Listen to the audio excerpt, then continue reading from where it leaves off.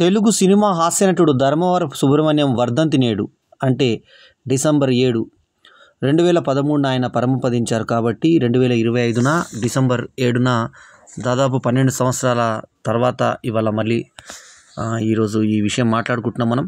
12 సంవత్సరాలు అయింది వారు గడిచిపోయి, కానీ ఆయన నవ్వులు మాత్రం అలాగే మిగిలిపోయాయి.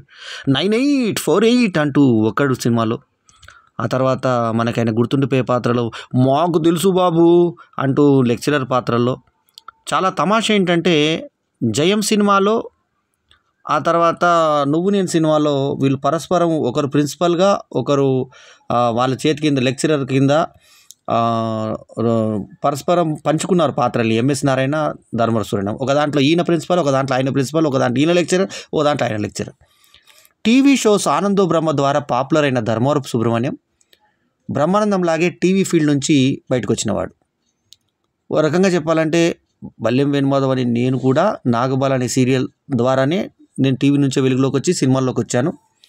అదేవిధంగా ధర్మవరపు సుబ్రహ్మణ్యం గారు, బ్రహ్మానందం గారు చాలామంది ఈ బాటలో టీవీ నుంచి షారుఖ్ ఖాన్ హిందీలో ఆయన సర్కస్ సీరియల్లో చేసి ఆ తర్వాత సూపర్ స్టార్ అయిన సంగతి అందరికీ తెలిసిందే. ఆ రకంగా ధర్మవరపు సుబ్రహ్మణ్యం ఒక అద్భుత నటుడు. ఆ టైమింగు, అసలు ఆయన ఒక పెట్టేటువంటి ఎక్స్ప్రెషన్స్, అదొక టైపు ట్రెండ్ క్రియేట్ చేసిందని చెప్పాలి. తనదంటూ ఒక మ్యానరిజం తోటి క్రియేట్ చేసుకున్నాడు ఆయన. ఇక్కడే దిల్సుఖ్ నగర్లో ఉండేవారు వారు, సరూర్ నగర్ దగ్గర. సో నాకు ఒక కార్యక్రమంలో ఆయన కార్యక్రమాన్ని నేను యాంకరింగ్ చేయడం జరిగింది. ఒక ప్రోగ్రాంలో పాల్గొనడం, సుందరయ్య కళానిలయం అని జరిగింది కార్యక్రమం. ఆయనతో ఒక స్టేజ్ పంచుకునేటువంటి అవకాశం నాకు కలిగినందుకు ఈరోజు గుర్తు చేసుకుంటూ, ధర్మవరపు సుబ్రహ్మణ్యం గారితో నాకున్నటువంటి అనుభూతులు, ఆ స్నేహాన్ని గుర్తు చేసుకుంటూ, వారి వర్ధంతి సందర్భంగా ఇవాళ యూట్యూబ్ ఛానల్ వేదికగా ఆయన గుర్తు చేసుకుంటున్నాం.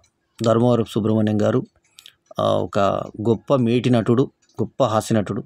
ఆయనకు సాటి ఎవరు లేరు, ఆయన లోటు తీర్చలేనిది అంతే.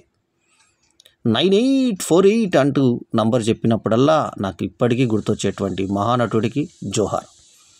జోహార్ ధర్మవరపు సుబ్రహ్మణ్యం గారికి మరోసారి స్మృతి గుర్తు చేసుకుంటూ అంజలి ఘటిస్తున్నాం. నమస్కారం.